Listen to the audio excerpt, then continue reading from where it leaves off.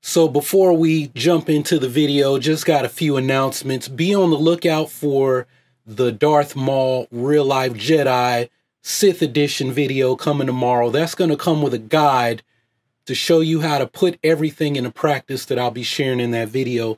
And also, I'm looking for about 5 guys who want to grow muscle and improve their strength while losing about 5 to 10 pounds of body fat at the same time. So I got this new Thor-inspired workout program, and it's specifically tailored to help you improve your strength and lose that 5 to 10 pounds of body fat in 45 days. It's all online. The workouts won't take any more than 30 to 45 minutes, 3 days a week. And I need a few guys to help me test drive this workout program. So I'm going to be coaching you guys, but I'm going to be putting myself through it too, right? I don't just, I walk the walk and I talk it too, right? So we can all be punishing together as we become some real Asgardian warriors ready to bust down Thanos heading into Avengers Endgame. So if you're interested in it, go ahead, fill out an application, and I'll be in touch with you real soon.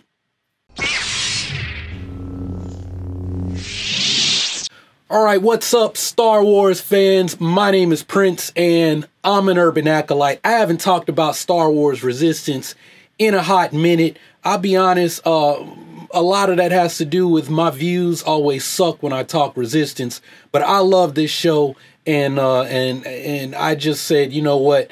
I need to hop in the booth. I need to rap about Resistance because, hey man, things are heating up. They've been heating up. It's not like they just started to heat up. Hey man, it's been a little bit of a simmer since they came back from the mid-season break. And now, hey man, last week's episode, they went to some planet. I don't know what planet that was. Was it Tahar? Was it another planet? I don't know, but apparently it looked like there's some kind of Jedi temple there, right? And Poe said, oh yeah, we've been finding temples like these scattered all over the Outer Rim. Is it a Jedi temple? Is it some other religion, some other way of knowing the Force on a planet that's far from the core worlds, out there close on the edge of the unknown regions of space?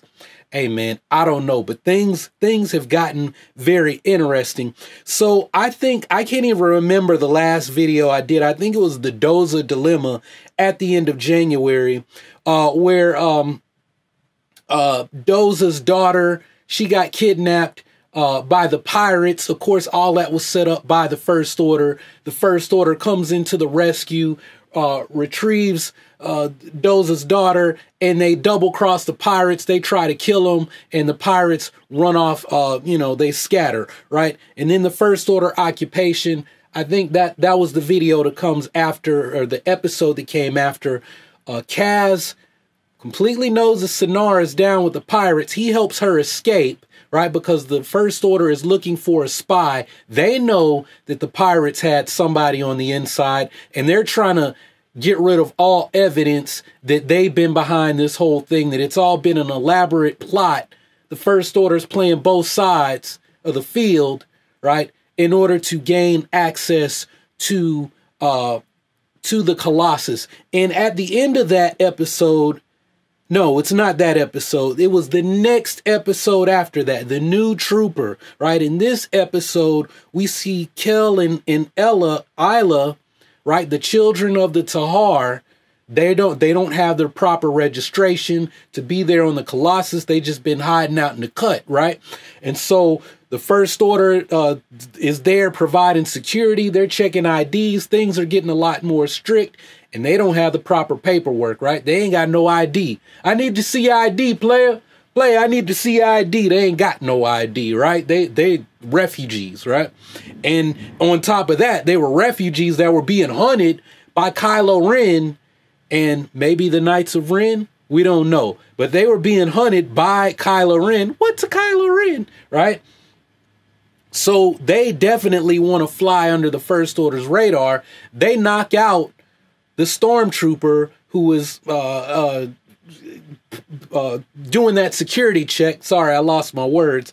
And Kaz dons the uniform to go undercover and infiltrate the First Order. He manages to recover a data card And by the end of the episode, we find out what the First Order's intentions are. That's when things really picked up. The big question that I've always had all along, what is the First Order? What's their intentions? What are they really trying to do? And we find out that the First Order's got fleets scattered all over the place, right? I don't know if that was a map of the unknown regions of what, but they've got fleets that outnumber the New Republic's fleet. So that brings us up to last week's episode. Kaz has all its intel on the First Order, and here comes Poe Dameron. And Kaz is like, Poe, look, man, I got a whole lot of stuff to tell you. And Poe is like, look, dog, I would love to hear about it, but I just really came to get BB-8. I got orders from General Leia Organa to go to this planet called Jakku, right? And if you've read the Poe Dameron comic book and you know all of that, Poe has been off. You know, when Poe is leaving, he's off looking for Lord Santeca, or maybe actually we're at the point where he's probably already found Lord Santeca. And Lord Santeca said, look, I'm going to go reach out to my contacts. I'm going to do my thing. I'm going to do what it do. I hit you guys up when I get something more about where Luke is, right? So, hey, man, Lord Santeca's been off. He's off doing what it do, right, on Jakku. And now he's reached out to Leia, and Leia is dispatching Poe to go to Jakku, and we're right before the start of The Force Awakens, right? So at this point, FN 2187 has graduated from being a cadet, and they're off on that mining mission where he was supposed to kill the innocent miners, and he refused to do it. And Phasma is like, hey, man, you were my star pupil. I'm going to give you one more chance. We're going to Jakku, and you better do what it do, dog. Hey, man, you better put some blaster holes in some people. You better follow orders, dog, or I don't know. I don't know what's going to happen, but I can only stick my neck out for you so much, FN 2187. I don't know what your major malfunction is. We've been programming you like this, you know, your whole life, right? And that was the other thing about the new Trooper episode, was when Kaz is impersonating that stormtrooper, they're like, hey, man, hey, dog, it's something, you got a major malfunction, dog. We gonna have to send you back for a mind wipe and redo your mental programming. And that raised the question, right?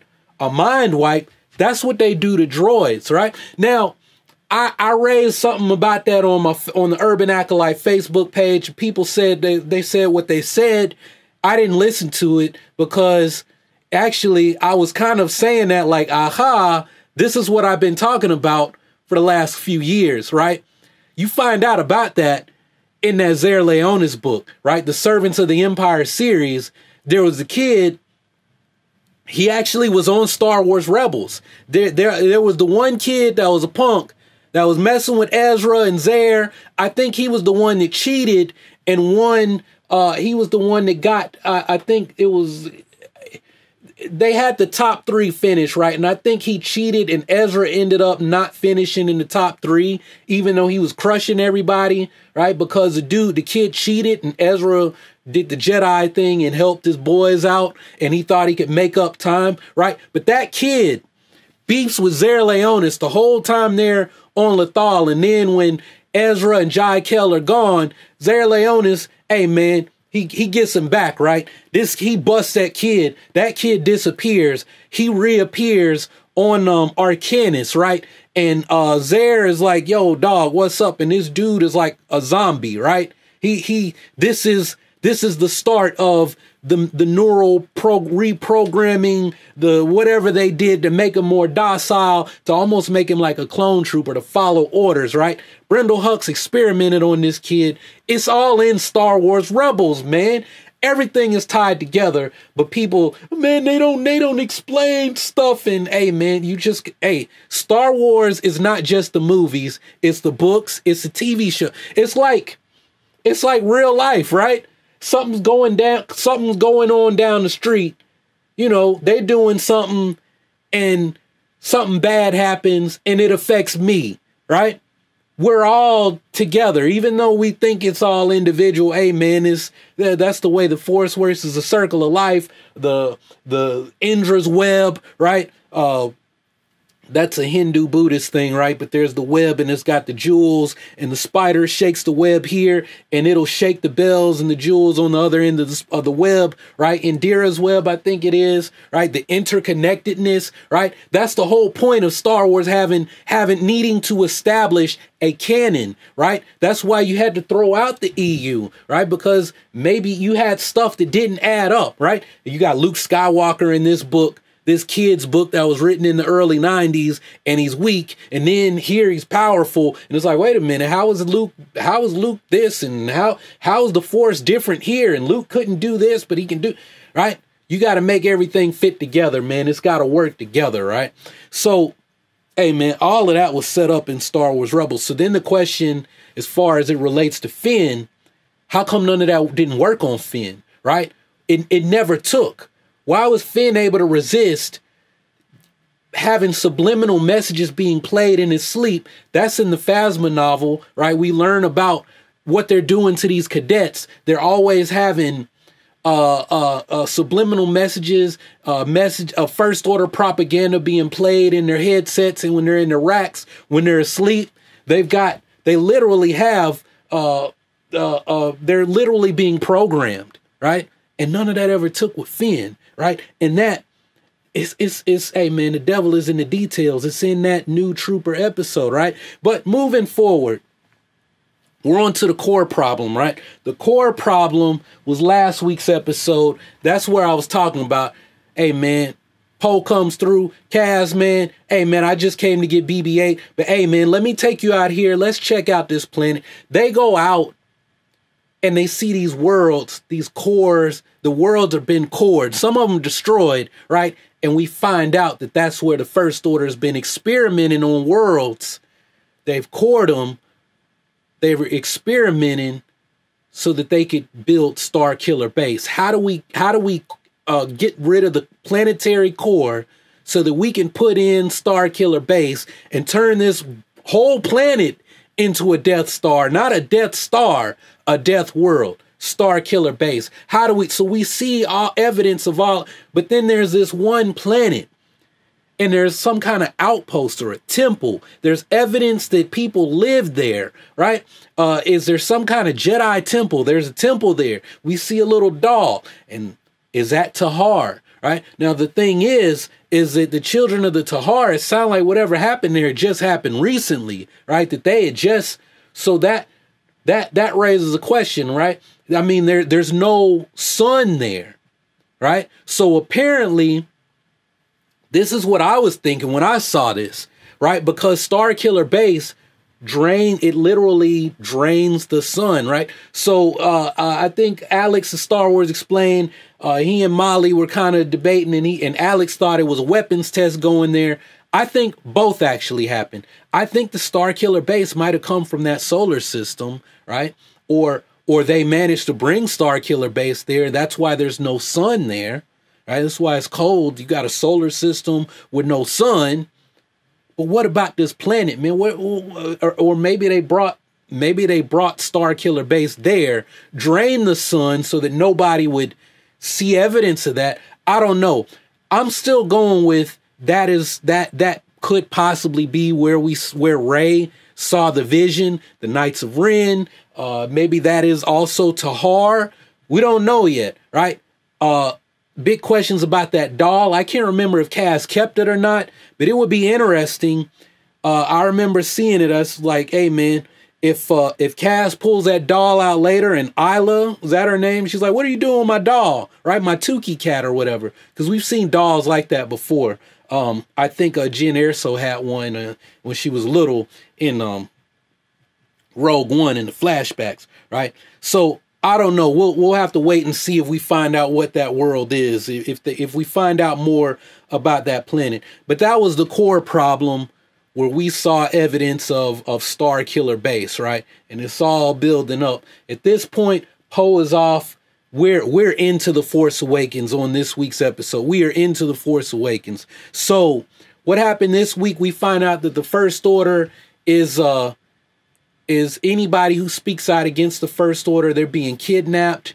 They're what people are being told is, oh, they left to go off world, but they're being basically kidnapped and shipped off world. Why? For what purpose? We don't know. But it's interesting that all of the people that we saw on this week's episode who were being shipped off somewhere were all aliens, right? And it's funny, everyone who's left the Colossus, they've all been aliens, and they're all going to Takodana. They're all going to Maz's castle, right? So now it makes me want to go back and watch Maz's castle in The Force Awakens and say, hey, man, is it possible that any of these people in the background are people who were on Resistance, but, you know, the way they do it, like you go back and you're like, oh, that's that character in live action, right? That was on this cartoon, right? They got introduced on the cartoon, but they were actually in The Force Awakens first. I don't know. That's something to go and look for if you're into Easter eggs, right? To go and see if that's the case, right? But this was my big takeaway from this episode, right? Kaz, you know, got hype phase on, and the lady that runs the little cantina, the bar, cafeteria, whatever, they're on the Colossus. I forget her name. And the little alien dude that was trying to fight Kaz in the first couple episodes, and some other dude, I don't remember. And Sonara helps him. I think that's the start of Kaz and Sonara kind of getting together. But the episode ends with the First Order's there, right? And Kaz's crew, they're under arrest. And this is what I'm feeling. I'm really feeling this. This is what we got to look out for. You got a problem with Tam. Tam is a problem. Tam, I don't, because she's a First Order sympathizer, right? She thinks the First Order is good. If you look at the mid-season trailer, you see Tam get arrested, right? Tam is gonna snitch them out, man. I'm telling you, she looks like she about to drop a dime on them, right? Every time she looks and sees Kaz off talking with your boy, you know, the chief over the garage, I can't think of his name right now, but she's like, oh, what were you doing? Oh, you know, Kaz, were you in a fight or something? It looks like you got carbon scoring on the you know, on the fireball, right? What were you doing, Kaz? What's up, Kaz? Oh, it's nothing. Oh, it's... Hey, man, I'm telling you, man, it would not surprise me if Tam is a spy for the First Order. I say this because we see Tam get arrested. Hey, I didn't pick up on this. I had to go back and, like, there was a post on Twitter about cosplaying as Star Wars Resistance characters on StarWars.com this past week. And I went back and found this character in the mid-season trailer because I had completely missed her. We got a new Agent Callus, man. It's a sister girl. It's a black woman. For those of y'all who don't know the term sister girl, just like Tam. I don't know if they're related, right? Her name is something like Tyranny or Agent Tyranny or something like that, right? Hey, man, I think Tam and Tyranny, they might be related. They might be homegirls. There's a story to Tam. We got Tam's story when she talked to Sonara. But I think there's more to Tam's story. She could be a spy too. She might be down with Tyranny. Or she just might drop a dime on them. Like, oh yeah, they're acting real suspicious. I think something's going on. And I like the First Order. I don't trust Tam right now. Hey, now she could come real. She could flip and surprise me. But right now, I ain't trusting Tam. I think Tam might drop a dime on them. It might just be because she thinks the First Order's good, and she's just worried about, like, unknowingly, you know, drops a dime on Kaz and Yeager. But, hey, man, I really feel like Tam is down with the First Order, man. She's always talking about how much things have improved since the First Order's been there. It doesn't even bother her that she's supposed to be a racer and a mechanic, and the First Order stopped the race, and she's just like, oh, well, we got good food, we got protection, we got security, we got order, we got peace, no pirate attacks. Hey, man, but you supposed to be a racer, and you can't race now, and well, you supposed to be repairing racers. What are you going to fix if there's nobody racing, right? Racing has been secured. I don't know, man. Just my feelings right now. this is something we can watch out for in next week's episode. How do they get out of being arrested or whatever? But I feel like Tam is about to drop a dime on everybody, man. So that's my Resistance rundown. How do y'all feel? What are your thoughts on where this show is going? But like I said, man, stuff is really picking up. Hey, man, it's getting intense right now as we head into the destruction of the New Republic. And Resistance is going to keep rolling, I think, all the way up through the end of March or April or something like that. So we're going to be getting all new episodes. So, hey, man, it's, what are we on? Like episode 18 was this week? The Disappeared? Yeah, next week's episode is The Descent. And then there's going to be a 2-part episode after that. So, we could get, it looked like we're going to get a lot. We got a lot more in store for us, man.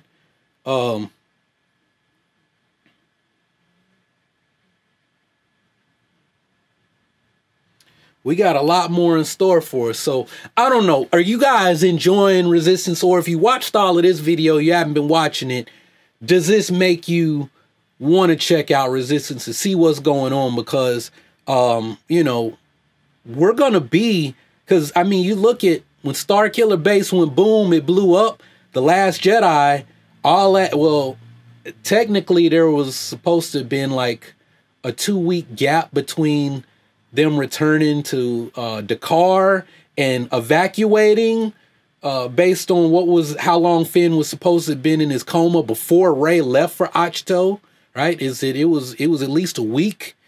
But I don't know. Hey man, maybe Rian Johnson changed the time. Maybe JJ and Ryan and RJ got together and were like, oh, we'll do whatever. We'll do what it do. But my feelings are that The Force Awakens and The Last Jedi, the events in both of those movies will have occurred during the episodes that come out in the month of March. And when we head into season 2 of Resistance, it's going to be that 1-year gap between The Last Jedi and episode 9. So, like I said, and hey, if you see, I was like, hey man, I think Kaz could turn up in episode 9. Maybe he does, maybe he doesn't. But hey, I mean, they're finished with principal photography. They can always do pickup shots. And if you've seen the voice actor for Kaz, like with most of these shows, the voice actors kind of look like the characters in the show. This dude looks just like Kaz. So I think it's totally plausible that he could that he could turn up in something. I don't know. I would love to see that. I would love to see him, Kazuda Shiono, show up in a live action thing, and people be like, "Who's this guy? Where did he come?" And it's like, "Hey man, you should have been pay off the people that suffered through this stuff, just like you had to suffer through season 1 of Rebels until they got up to when it started really getting good. The last 2-3 at the last half. Hey man, we suffered through all the goofiness." And it's starting to get good, dog. Resistance is starting to get good. I'm glad that I watched it. When I was like, man, I don't know about this show, man. This is kind of goofy.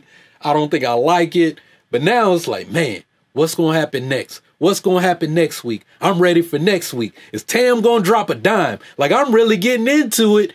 And this is a show made for Baby Wade, my little cousin De'Ara out in Phoenix. They're little kids. Well, I think they almost in middle school now. Well, De'Ara might be, but Baby Wade is still, he might be in the 4th or 5th grade now. But hey, they were little kids the last time I saw them 2 years ago. But anyway, I don't know, man. It's getting good. It's getting good, dog. It's getting good. And it's been worth the wait. It's been worth the ride, man. I'm excited to see what's going to happen. But those are my thoughts. Let me hear yours down in the comments below. So if you haven't subscribed already, go ahead, click that subscribe button and take your first steps towards becoming an urban acolyte. Embark on the journey of becoming the hero of your own story. Become a force for change in your community. Continue to support the channel and support yourself, man. I got a real-life Jedi guide called The Jedi Path. I got another real-life Jedi guide, the Sith version, called Becoming Maul. Those are coming out. Hey, man, be on the lookout for those. I need to actually finish writing the Maul one and then get on the Jedi Path manual very soon. Download those, apply that stuff to your life.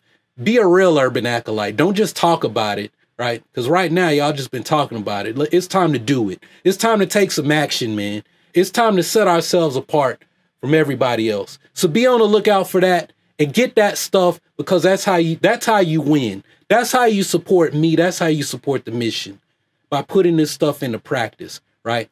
I got to write it. And then I'm just the big brother. I'm just the guy that's a few steps further down the path, just trying to lay out them breadcrumbs for those who want to follow on that same path. To follow, they don't have to be exactly like me, but they on that path of their own self-discovery, right? But anyway, that's all I got for this one. So thanks for watching. Y'all keep on breathing. May the force of others be with you always.